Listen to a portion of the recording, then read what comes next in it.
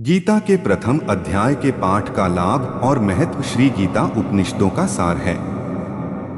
महाभारत युद्ध के समय रणभूमि में भगवान श्री कृष्ण ने अर्जुन को जो ज्ञान दिया था वह गीता में बताया गया है। गीता में ऐसी बहुत सी बातें हैं जो मनुष्य को जीवन की कई कठिनाइयों को आसान बनाती है। इतना ही नहीं, गीता पढ़ने पर मनुष्य को बहुत सी नई जानकारियां भी मिलती है। साथ ही हर अध्याय के नियमित पाठ का अपना लाभ और महत्व है। भगवान शिव ने देवी पार्वती को गीता के पहले अध्याय के पाठ का महत्व जो बताया है वही यहाँ आपके लिए प्रस्तुत है। लेकिन गीता के पहले अध्याय के महत्व को जानने से पहले जान लीजिए श्रीमद्भगवद गीता के प्रथम अध्याय की खास बातें। गीता के पहले अध्याय का नाम अर्जुन विषाद योग है। इस अध्याय में कुरुक्षेत्र के मैदान में उपस्थित बंधुओं और संबंधियों को सामने देखकर अर्जुन के मन में उठे विषाद और मनस्थिति का वर्णन किया गया है, जिसे संजय धृतराष्ट्र को बताते हैं। एक समय पार्वती जी ने पूछा है, महादेव जी, किस ज्ञान के बल पर संसार के सब लोग आपको शिव कहकर पूजते हैं?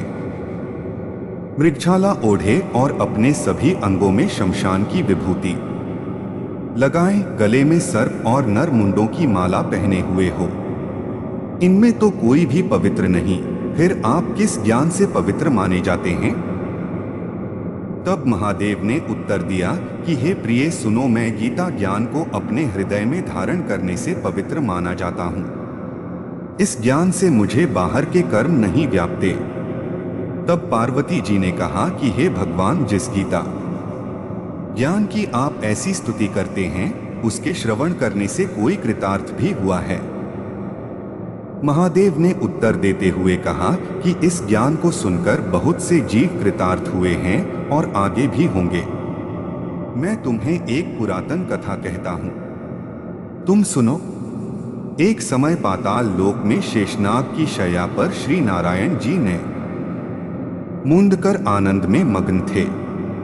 उस वक्त भगवान के चरण दबाते हुए लक्ष्मी जी ने पूछा, हे प्रभु, निद्रा और आलस्य तो उन पुरुषों को व्यापता है जो जीव तामसी होते हैं, फिर आप तो तीनों गुणों से अतीत हो।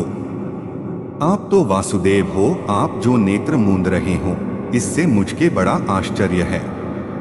नारायण जी ने उत्तर देते हुए कहा, हे लक्ष्मी, मुझको निद्रा आलस्य नहीं व्यापता। एक शब्द रूप जो भगवद गीता है उसमें जो ज्ञान है उसके आकार रूप है। यह गीता शब्द रूप अवतार है।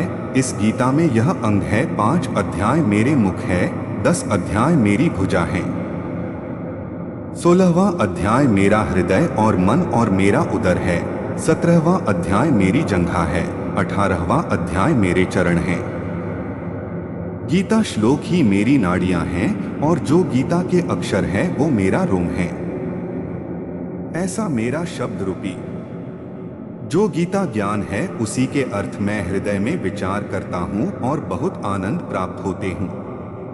लक्ष्मी जी बोली, हे श्री नारायण जी, जब श्री गीता जी का इतना ज्ञान है तो उसको सुनकर कोई जीव कृतार्थ भी हुआ है, सो मुझसे कहो। तब श्री नारायण ने कहा, हे लक्ष्मी, गीता ज्ञान को सुनकर बहुत से जीव कृतार्थ हुए हैं, सो तुम श्रवण करो। एक व्यक्ति था जो चांडालों के कर्म करता था और तेल नमक का व्यापार करता था। उसने एक बकरी पाली। एक दिन वह बकरी चराने के लिए वन में गया और वृक्ष से पत्ते तोड़ने लगा। वहां उसे एक सांप से डंस लिया, जिससे वह तुरंत मर गया। मरने के बाद उसने बहुत से नरक भोगे और फिर उसका जन्म बैल के रूप में हुआ। उस बैल को एक भिक्षुक ने मोल लिया। वह भिक्षुक उस पर चढ़कर सारे दिन मांगता फिरे। जो कुछ भिक्षा मांगकर लाता वह उसे अपने परिवार के साथ मिलकर खाता और वो बैल सारी रात द्वार पर खड़ा रहता। उसके खाने पीने का भी कोई ख्याल नहीं करता था और सुबह होते ही बैल पर चढ़कर फिर मांगने निकल जाता। जब बहुत दिन हो गए तो वह बैल भूख से गिर गया, लेकिन उसके प्राण नहीं निकले। नगर के लोगों ने देखा और उस बैल को कोई तीर्थ का फल दे तो कोई व्रत का फल दे, तब भी उस बैल के प्राण नहीं छूटे। एक दिन गणिका आई, उसने लोगों से पूछा यह कैसी भीड़ है, तो उन्होंने कहा कि इसके प्राण नहीं निकलते, अनेक पुण्यों का फल दे रहे हैं तो भी इसकी मुक्ति नहीं होती। तब गणिका ने कहा कि मैंने जो कर्म किया है उसका फल मैंने इस बैल को दिया है। इतना कहते ही बैल की मुक्ति हो गई। तब बैल ने एक ब्राह्मण के घर जन्म लिया। पिता ने उसका नाम सुशर्मा रखा। उसके पिता ने उसे पढ़ाया लिखाया। उसको अपने पिछले जन्म की सुध थी। उसने एक दिन मन में विचार किया, जिस गणिका ने मुझे बैल की योनि से छुड़ाया था उसका दर्शन करूं। विप्र चलते चलते गणिका के घर गया और कहा, आप मुझे पहचानती हैं? गणिका ने कहा, मैं नहीं जानती, तुम कौन हो? तब उसने कहा कि मैं वही बैल हूं जिसको आपने अपने पुण्य दिए थे। तब मैं बैल की योनि से छूटा था। अब मैं विप्र के घर जन्म हूं। आप अपना पुण्य बताएं। गणिका ने कहा कि मैंने अपने जाने पुण्य नहीं किया, परंतु मेरे घर एक तोता है। वह रोज सवेरे कुछ पढ़ता है। मैं उसका वाक्य सुनती हूं। उस पुण्य का फल मैंने तुम्हें दे दिया। तब विप्र ने तोते से पूछा कि तू सवेरे क्या पढ़ता है? तोते ने कहा, मैं पिछले जन्म में विप्र का पुत्र था। मेरे पिता ने मुझे गीता के पहले अध्याय का पाठ सुनाया करते थे। एक दिन मैंने गुरु से कहा कि मुझको आपने क्या पढ़ाया है। तब गुरुजी ने मुझे शाप दिया कि तू तोता बन जा। इसके बाद से मैं तोता बन गया। एक दिन बहेलिया मुझे पकड़ ले आया और एक विप्र ने मुझे मोल ले लिया। वह विप्र भी अपने पुत्र को गीता का पाठ सिखाता था। तब मैंने भी यह पाठ सीख लिया। उसी दिन विप्र के घर में चोर घुस गए। उन्हें धन तो प्राप्त नहीं हुआ, लेकिन वह मेरा पिंजरा उठा ले आए। उनकी यह गणिका मित्र थी। वह मुझे उसके पास ले आए। सो मैं नित्य प्रात गीता जी के पहले अध्याय का पाठ करत हूं, जिसे यह गणिका सुनती है। पर इस गणिका को समझ में नहीं आती।